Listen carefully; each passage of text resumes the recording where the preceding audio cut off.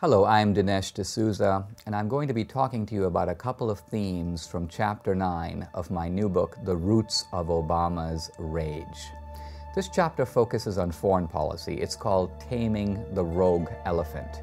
Now, what's the rogue elephant? Is it one of these rogue nations like Syria or North Korea or Iran? No. In the anti-colonial view, which is Obama's view, which was his father's view, in the anti-colonial view, it is America that is now the rogue elephant, marauding and trampling on countries, invading them, occupying, looting their resources, and so on. Now, if that's your assumption, what Obama is doing in the world makes a lot of sense. Consider a couple of examples. It recently emerged that Scotland had freed the Lockerbie bomber. The Lockerbie bomber was a terrorist from Libya who brought down a Pan Am aircraft, killing hundreds of people, most of them Americans. And Scotland released the man. Well, they said they were releasing him on compassionate grounds because he had cancer. Turns out he's doing fine and he's living free in Libya. They thought he had a couple months to live, but it's been many months, he's still alive. So they let him go. America protested. Obama protested. This is terrible, he said publicly. But the London Times obtained a letter that 1 week before Abdel Basset's release, the Obama administration sent a private communication to Scotland saying, it's okay to release this guy. We don't really object. We would prefer that when you release him, you don't send him back to Libya. Just keep him in Scotland, in effect, where you can keep an eye out for him. So the Scots, who were a little scared to anger America by releasing this man, once they got the letter, they're like, okay, well, the Americans obviously don't care, so we'll let the guy go and we'll let him go home. Now, you might think, this sounds insane. It sounds almost like treason. Why would the President of the United States favor the release of a man who is responsible, who is the murderer of hundreds of Americans? What could possibly explain this? Now, if you listen to the Bassett trial, where this Lockerbie bomber was being tried, his main theme was, I am a resistor against American imperialism. America has been looting and invading and killing the Muslims, and I'm striking back against the American empire. I want to suggest that this is also Obama's view of him. Not that Obama approves of the killing of Americans, of course not. But Obama sees this man as a warrior who is trying to stop the American rogue elephant. And this explains the solidarity or compassion that the Obama administration endorsed in basically saying, okay, we don't mind if you let this guy go.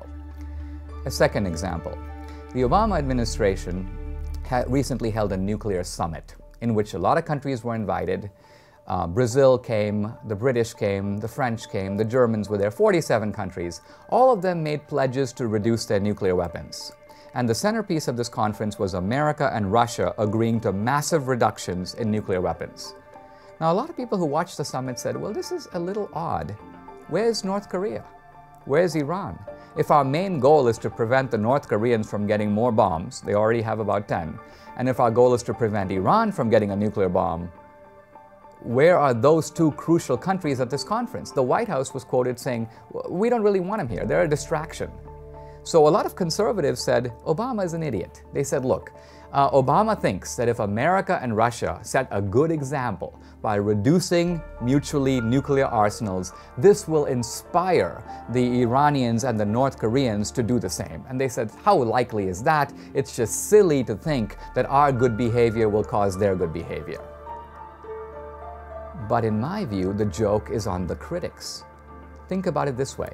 If Obama is, as I believe he is, an anti-colonialist, then he looks at the world and he says, who has nuclear weapons? Yeah, the North Koreans have a handful. The Iranians don't have any. If you look at the Middle East, there are quite a few Jewish bombs, the Israelis. There are a lot of Christian bombs, the West, but there are no Muslim bombs. Who has used the bomb? We have. America's dropped it 2 times on Japan. So we have thousands of nuclear warheads and have actually used the bomb. The Iranians don't even have a bomb. So from the anti-colonial point of view, we are the problem. Our arsenal is the problem. The goal is to reduce the American arsenal. And so by that consideration, Obama's summit was a magnificent success. America and Russia show up at the table. The Russian arsenal, by the way, is mostly decayed. So in effect, at the end of it, what happens? We reduce our nuclear warheads. All our allies also make promises. We'll stop processing plutonium, will increase our safeguards.